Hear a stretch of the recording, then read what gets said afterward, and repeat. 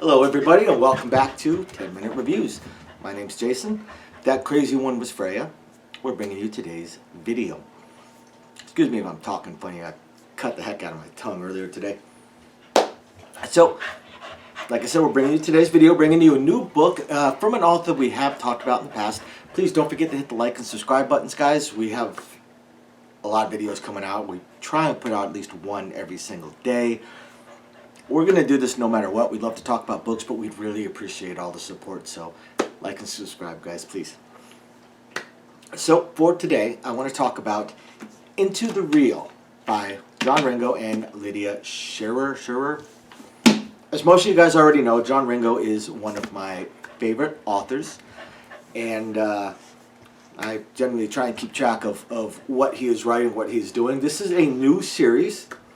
Hopefully it's going to be a series, but it definitely leaves it kind of hanging as if it's going to be a series. So I'll talk about our usual four categories. I'm going to talk about the world, characters, the plot, the writing style. And the writing style will be pretty easy. It's John Ringo. So the world. The world is our world-ish in the future and pretty decently far future. Now this book is actually going to fit in really well with a lot of the other books that we've put on this channel that we've talked about to a lot of our fans out there, because it's the first time that I've seen Mr. Ringo go into this particular, not really plot, but kind of a trope. So what we have a world that is, again, like I said, in the future, not super far future, but far enough that we have virtual reality at a pretty incredible rate. In fact, it's gotten to the point, they do talk about various pandemics. Obviously, we just had one a few years ago. The time frame for this book, 20, 30, 40 years in the future, pandemics kind of launched our virtual reality world and our ability to tell it everything, not just telecommute, not just tell it everything.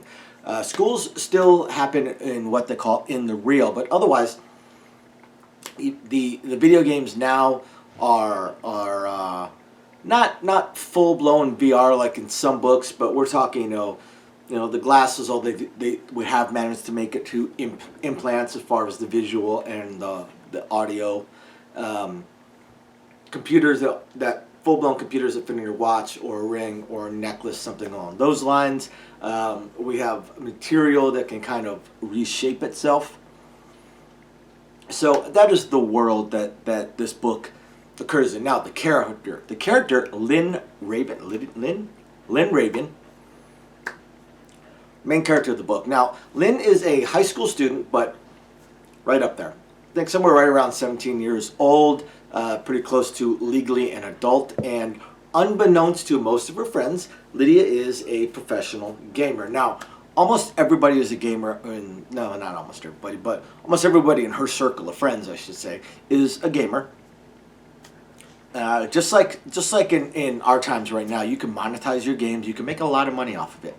And a lot of her friends at school, that is their goal. They are trying to be professional gamers. They're pretty close. Some of them are really good at what they do and how they play.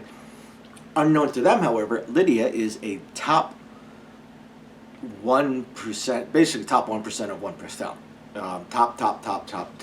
Top gamer, one of the living legends in the main game they play. Although she keeps that hidden to herself because some of her friends are a little bit misogynistic. So Lydia gets contacted by the creator of a new game coming out, and this one is, instead of being a virtual reality game, it's an AR game. Augmented reality game. For those of you guys that have played a certain augmented reality game where you walk around with your phone and you try and catch monsters by throwing little balls at them, you know what we mean. And the augmented reality games are definitely coming. So she gets contacted to be a beta tester for this augmented reality game.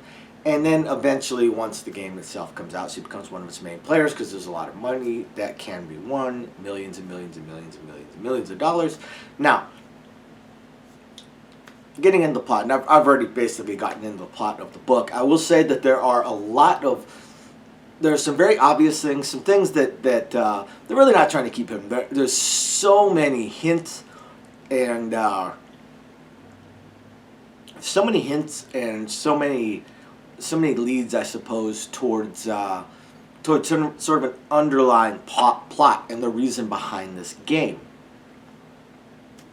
Now, of course, Lynn doesn't see this. We see it because, again, they have all this plot. Now, they don't fully reveal it till the end, but you see it happen. You see it happening, and you can tell what it is, but that doesn't take anything away from the book. The book is absolutely awesome. It's absolutely incredible.